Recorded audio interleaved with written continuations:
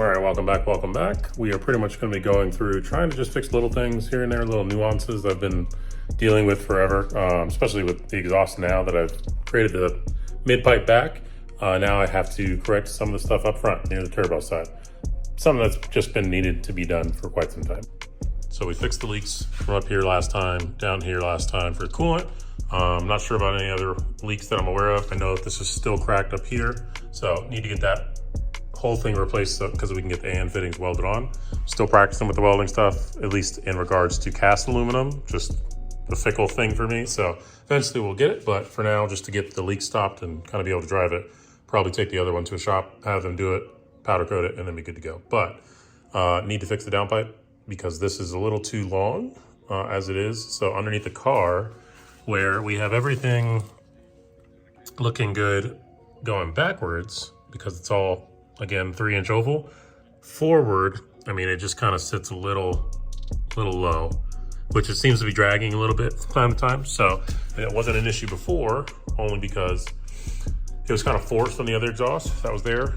So you put it in place and it didn't have an issue. Now it's perfect on the way back. So it's so loose that it kind of sags a little bit, which also in turn brings this a little bit angled. Instead of straight up and down to 90, it's a little bit backwards. So because of that, we have a little exhaust leak that happens here. So I want to correct that as well as the downpipe, but I want to get the downpipe straight first and then we can correct the turbo. Never welded this type of cast either, so that would be a learning experience. But yeah, so now we're gonna get the downpipe off, try and get another one mocked up.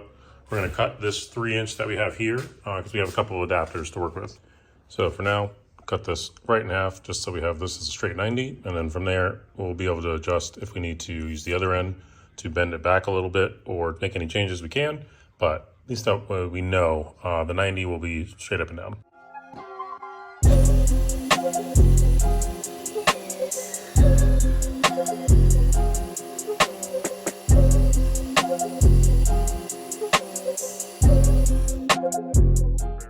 All right, so I am going to drop off a couple things at the welder itself. I'm going to drop off my other valve cover to get that one. Oh, wow, zoom in.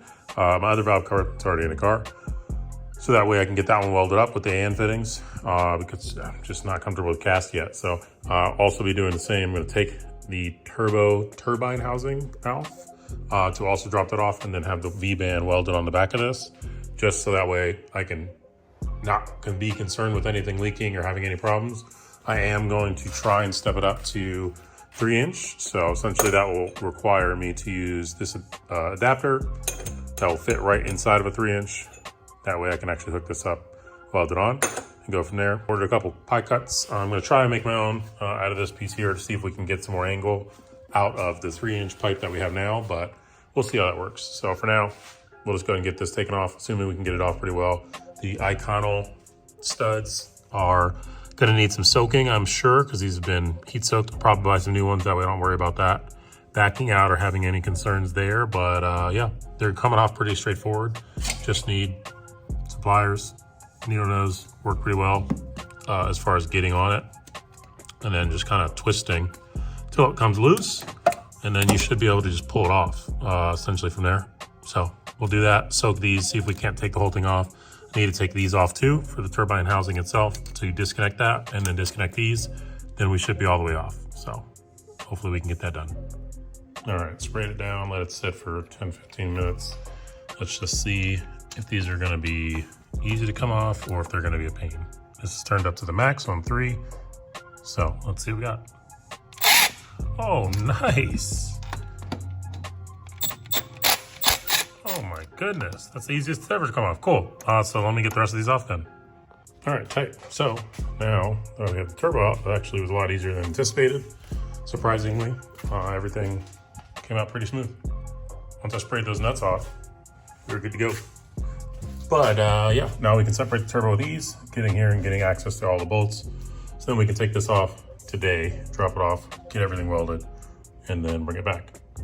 Now at the moment, I want to get some track experience, but I do want to, originally my thought process was to buy a separate Miata just to keep that stock, use that as it is, and then go to the track. But same point, I already have a built Miata that should be able to handle anything I throw at it, NA, if I were to revert it back to NA and just take all the turbo stuff off. Get some headers, cut some flanges off, make some V-bands, make an adapter. So that way the rest of the exhaust can stay the same, but that way it's just, yeah, NA. So maybe that's the thought, I don't know. I just want to, like I said, get on the track, get some more experience. I know NA will be a good way to do that. Instead of just being 370 horsepower, flip the map back to stock and then go from there. That might be the move. So we'll see how it goes. But for now, to get this turbo stuff out of the way. So for the turbo itself, we have each one of these bolts that we just need to take off in order to separate it, and then we'll be able to take this whole housing off completely, and we should be good to go. So let's knock it out.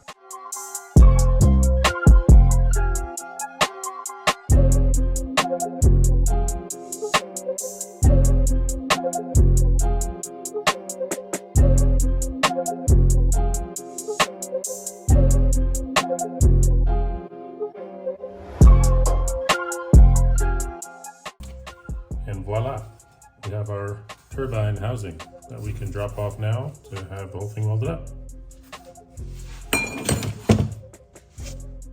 So now we have everything separated. This seems like it's okay. There's no shaft play or anything. These don't have any like traditional gaskets other than this metal one. So we're just gonna leave everything else alone. That way when we get this back, we can just place it back on there, redo the same thing, put it back together and be good to go. So, but again, adapter, we're gonna try and step it up to 3-inch, and then we'll figure out what we gotta do with this space. I'm assuming I'm gonna need to chop some of this back, just probably, I don't know, maybe back this far just to get enough room, but we'll see. All right, so we dropped this off. Finally got it back, we're looking good. Welded on the inside and out. I felt more comfortable with somebody else welding this just because still getting everything together. This just seemed like a big deal to try and get it to weld properly, but yeah, man, looks good. Looks better than what I could do, that's for sure. Told him it didn't matter if it was ugly or not, it just needs to seal. So we're looking good now. So let me throw this on real quick and then we can figure out what we need to do with the downpipe, see how much room we got. I'm assuming this is what I'm gonna need to cut out just as a guesstimate, but we'll see if I'm close or way off.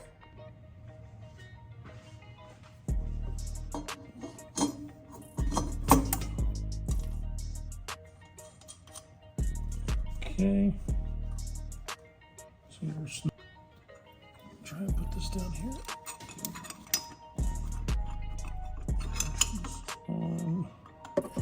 Okay, let's take a gander. So in our current position, where we have everything, and it's angled to the right, so we're gonna angle it naturally a little more to the left. We have our hose here that we really can't touch or just leave it hanging on, but it's very, very close. Oh, where am I trying to aim you? Jeez. Yeah, it's pretty close. Not touching, but very close. Where my ideal location is. The main thing I'm worried about is clearancing that. So, guesstimate of how much we need to cut out looks pretty accurate. Hopefully I can just cut it, bend it down, and then clean up the edges, but we'll see. Let's get into it.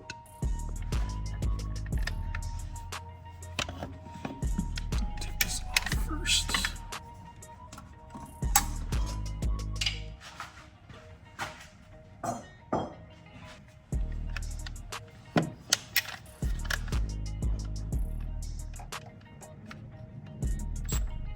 I don't want to put that this way. It's unfortunate.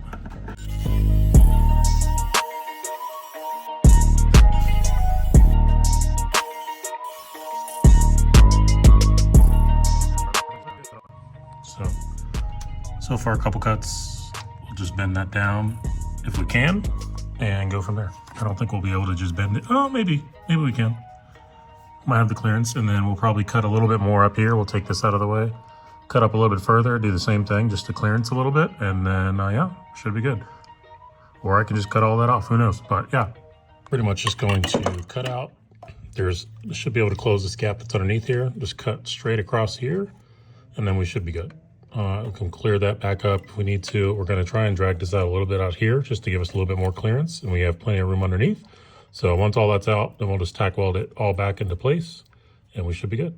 So let's knock it out. cut these little bit by bit.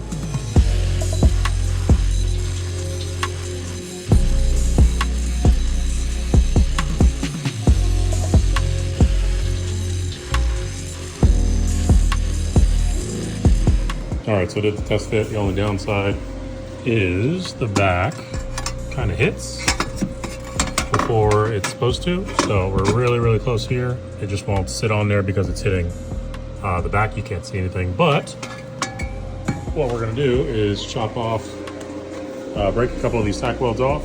I think on this one right here that I'm currently grinding away. And then we're just gonna add in a little inch piece to space that out a little bit more and then keep going over. So then we should have enough room to slide the top part of this up and in. So let's break these welds real quick and then tack it in place and try again. All right, so now that we're under here and it's actually, the V-band's on and somewhat connected, this is what our room looks like. So we got plenty of clearance. It is very close up top, but we should be able to pull it down a little bit. And then now we just need to pretty much angle it so we can get it to meet up with this guy right here. So let's see how close those welds are. Oh my gosh. Anywho, but yeah, we just need to get the other piece in here and then we can probably just cut out my previous downpipe and then should be able to use bits and pieces from that to make this connection. So see how far we get. So with the existing downpipe, I'm pretty sure it's about right here is where it seems like it is starting to bend up, but not too far up. But I'll probably end up cutting it somewhere, I don't even know, probably like right here. Maybe, yeah, I'll probably cut it up high just to give myself enough room so I can just inch my way back and kind of work it out. So sweet, let's get to cutting.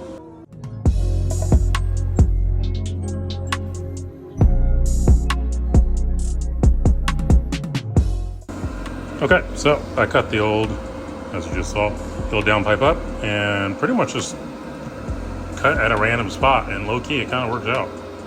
It's pretty close, so we'll just tack it into place, see if it actually fits, if we need to angle it, turn it, do anything, and then we'll go from there. But it is, it's pretty close. So.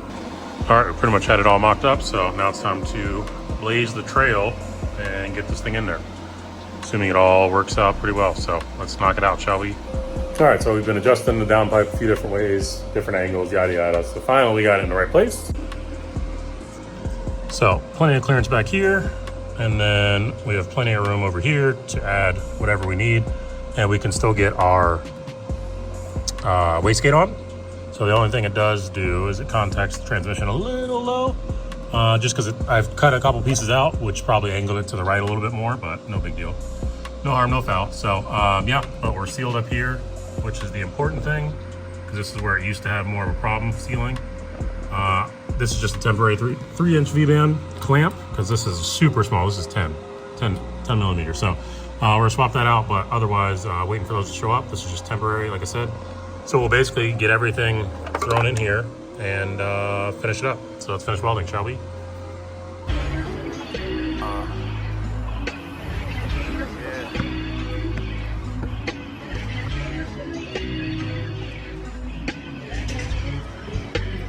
Skyz, your band.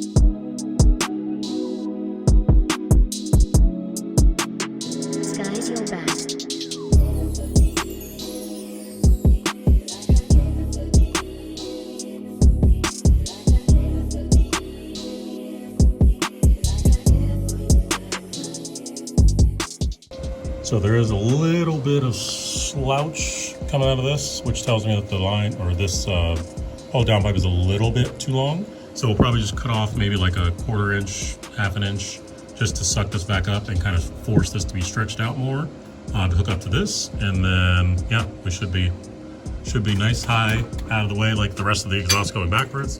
This is the lowest part is right here. So as you can clearly tell by all the broken pieces. But as far as clearance is concerned, let's just go under here.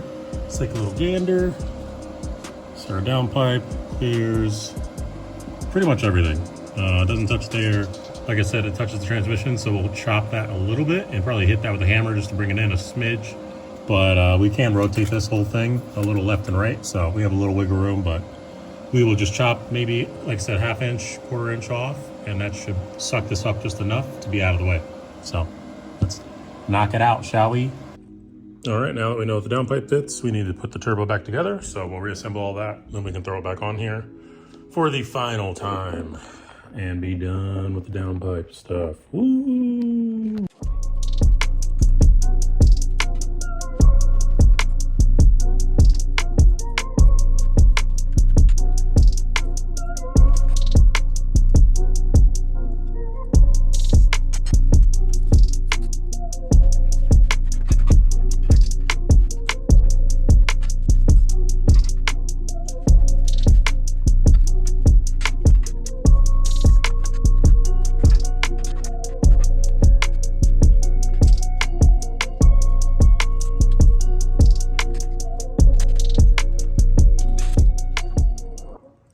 Since I'm putting the turbo back on, we got everything hooked up. Everything's looking good. Still need to get a new line for coolant here because that I straight up cut with the wheel, cut-off wheel. But anyways, if you've got a turbo Miata or a turbo, I guess in general, and you don't have Iconal studs, would recommend it. I have another set that are in here, essentially that look brand new, but the purpose of them is to prevent your turbo from backing out from vibration, heat, and everything. So these will get locked in with these, and they will get locked in fully with these. So these will go on the end, last piece, because these will come out first when you need to actually back everything out and take everything off. But we'll put the other piece on real quick, and I'll just show you real fast. I have 2 of them on, just real quick. These just slide on and off. Some of them you have to modify depending on what your turbo housing looks like, because it is super duper tight in there. But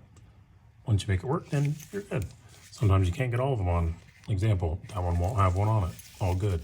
The other 3 don't back out. That one should also stay still, is my thought process anyway. But these will just sit on top and basically point inward. So that way they kind of lock them into place and they have no way of rotating, vibrating out or anything. This just prevents all that. So extra security for extra power, just less concern, bulletproof it furthermore. So, okay, so once you get everything lined up, you're pretty much going to, you can see the grooves that are in the nut itself. You're basically going to try and slide this piece in there, but you can see I have a hammer in my hand, so we're just gonna tap this into place because it is very tight, which is exactly what you want.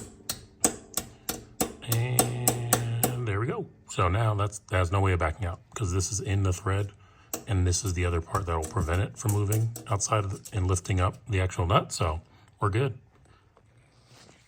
All right, everything else is on here now. Fingers crossed there's no leaks, no major leaks anyway, that we can't fix real quick. We got some vacuum lines to rehook up and whatnot, but those are irrelevant for the beginning portion of things. So now, yeah, this will be the end of this one. All right, let's see what it sounds like with the 3-inch exhaust.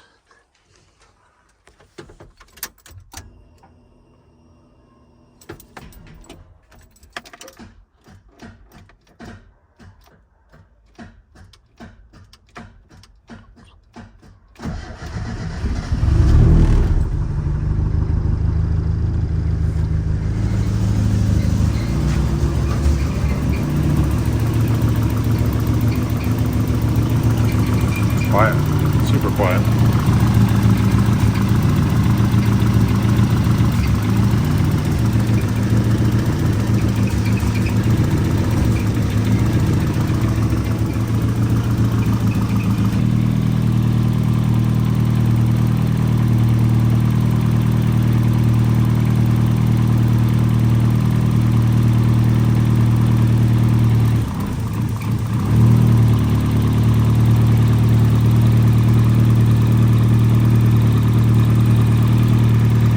our other line here for the coolant finally finished up, so now we can actually fill the car, see if these hard lines for the coolant are actually better than they were before. They definitely went up higher, but I don't know if they're sealing or what the dealio is, so we'll see if it works. If it doesn't, we'll just put our soft lines back on for the coolant, but oil looks like it's doing good, so then we should be good. Again, downpipe's got to come off because we're going to put heat wrap on it and everything, so we'll worry about that after it warms up and whatnot, and then go from there. Anything yet? Holding our water in there. So we're going to start the crap, let it warm up, get up to idling temp, make sure everything's actually working like it's supposed to, and hope for the best and go from there. So let's plug it up. All right, let's see what we got here. This won't kick on until we figure out the wiring stuff, so we'll figure that out. It's not with the wiring behind that, something over there with the ECUs, so another day, another problem.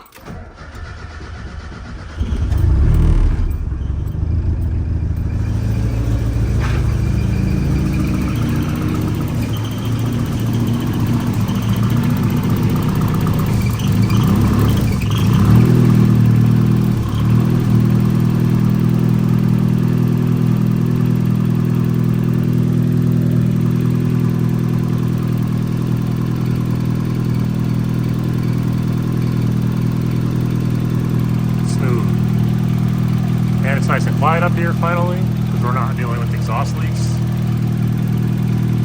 It's lovely.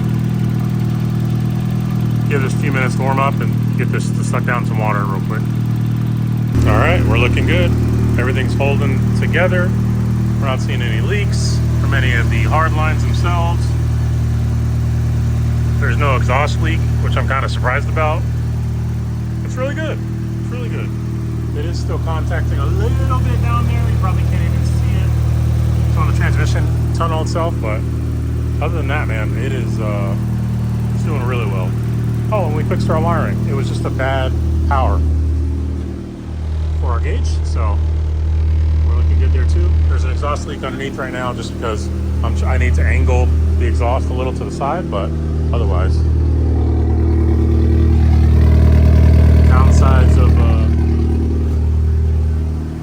downsides of a oval exhaust is you have to make sure it's straight every time you put a downpipe on. So we'll let this warm up one more time, let it bleed, turn it off. We'll take the downpipe off because we're going to be waiting for the heat wrap to get on there. If you've stayed this long, thanks for watching. Appreciate you. Stick around for the next one. I'll catch y'all on the next one, man. Like, comment, subscribe. Peace.